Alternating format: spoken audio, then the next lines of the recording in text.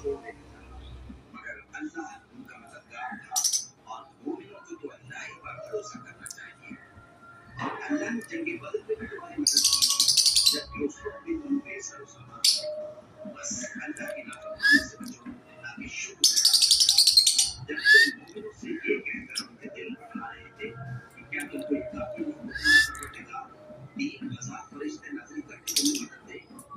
हाँ, क्यों नहीं?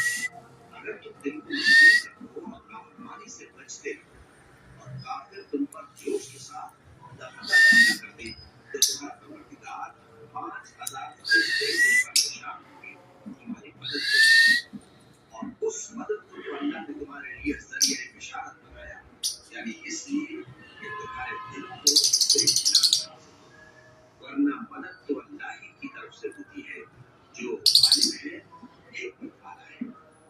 ये अल्लाह ने इसलिए किया कि काफिरों की एक जमात को हलाक कर दे या उन्हें जलील